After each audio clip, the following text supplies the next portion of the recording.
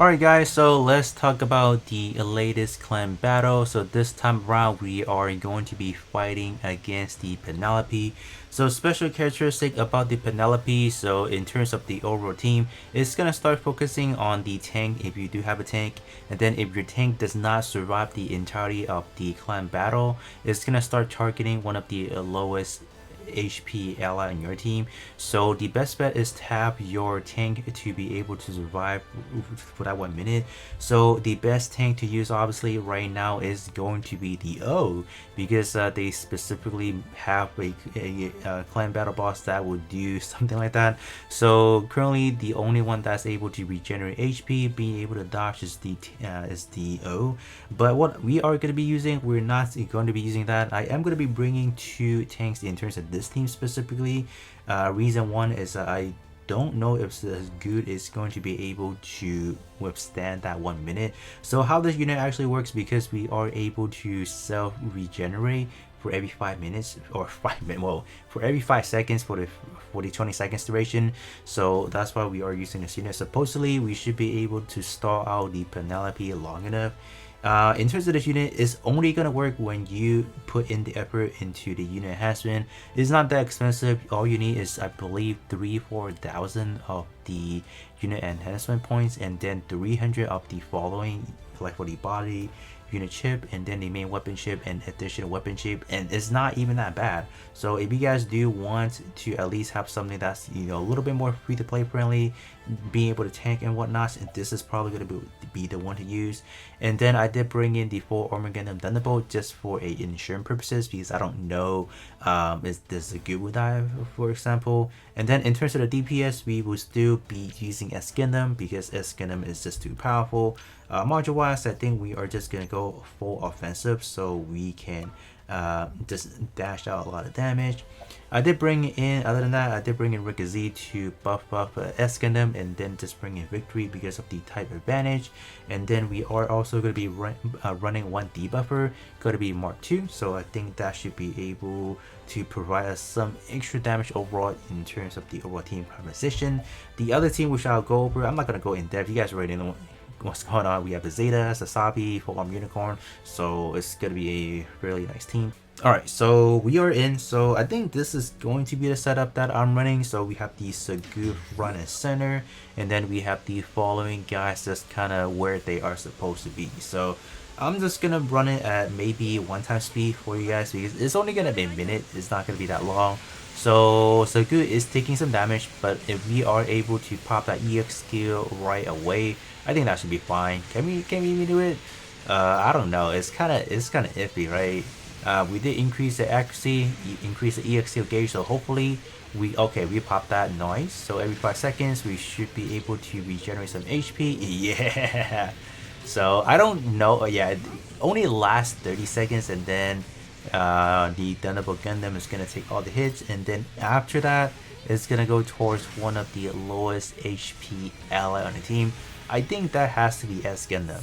I believe that is. Let's see who's taking the hits. Come on. No, oh, no one is taking the hit at the moment. Okay, I'll take that. So even with this free-to-play team, the best that we were able to do is only a B tier, which is actually kind of sad. Alright, that is, yeah, that's sad.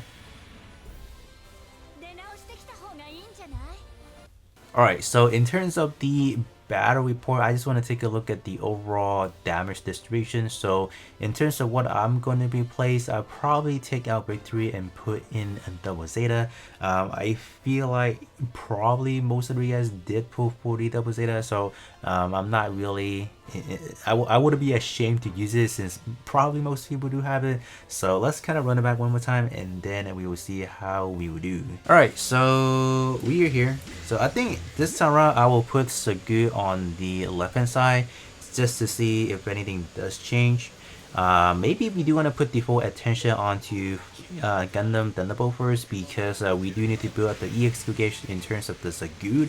So maybe this will work maybe a little bit better. I don't know. We're just kind of trial and error right now.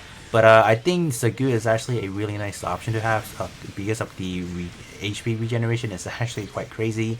Alright, so I think we definitely did proctor it a little bit earlier this time around. So hopefully, yeah, 21% coming in clutch. Let's go. So that's why I opted to use the Zagoot as a really good option for sure. So I do highly suggest people do use it if possible, if you guys do have it, right? Alright, so Zagoot is not gonna make it. Is it gonna make it? One more? Yep. Let's go. Thank you. So that's pretty neat. Oh no, so now it's gonna be Mark 2. Hold up. Alright, there you go. That looks about right. Going to the other tank. So by this time around, we should be coming to a close, so that should be fine. Yeah. Okay. So I think it didn't work out that good either, but essentially this is gonna how you have to form a team. You definitely do need a tank that can kind of, you know, take in all the damage, because, you know, for whatever reason, the Penelope loves going to a tank first, and then following by the lowest HP ally, and so on and so forth. So this time around we did actually a little bit worse. Let's kind of see why.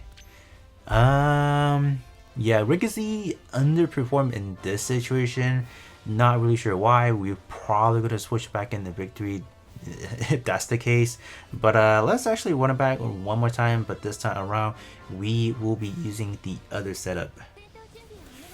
Alright, so we are here with the other team. So this is going to be the following kind of formation that I'm going with. So the main goal for me actually is trying to get Sasabi to get hit so we can evade, so we can do more damage. I don't know if that is even possible. In terms of the full Orb Unicorn, I don't know if that unit is ever gonna get hit. If not, I think the only thing that we are using this unit is simply to buff up our resistance, so the Zagoot can actually live a little bit longer, so we can actually maintain that tank being targeted. So let's do kind of see. I think I'm not going to focus on a specific unit, so I'm just going to let it play. Oh, we did focus on S-Gundam, so I guess we'll keep it like that. So Zagoot is already taking some damage, so kind of what we needed to do, I don't know. We just need to get that EXQ gauge up, and that should be okay. So far all the other unit aren't really performing as good. Like, we need Sasabi to kind of do something. Having reactivate his first EXQ, that is kind of unfortunate. I think right about now we should have it, right? Come on.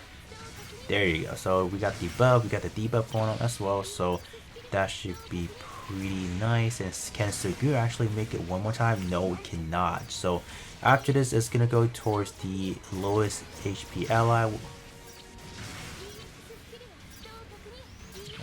No one's taking any hit at the moment, so that's actually pretty good. Oh, Sasabi's taking it. Let's go. That's really what I wanted, because we can definitely put up the damage relatively fast. So in terms of this time around, we managed to get nearly up to a 6,000, which is going to be an S level, or the S level scoring.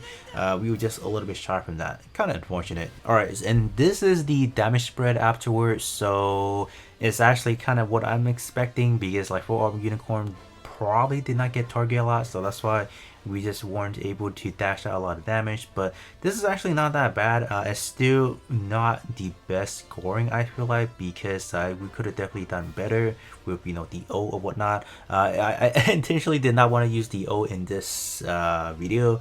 I probably come back around with a different setup for the O once we do. Probably I wanted the plan to put the O, like, you know, do the whole unit enhancement. I think at that point in time I'll probably drop in the O, and then we'll definitely see a better number. But other than that, that is going to be pretty much it. So hopefully you guys were able to formulate a team that is able to withstand the Penelope attack, especially your tank. Your tank is going to be able to do a whole lot of tanking.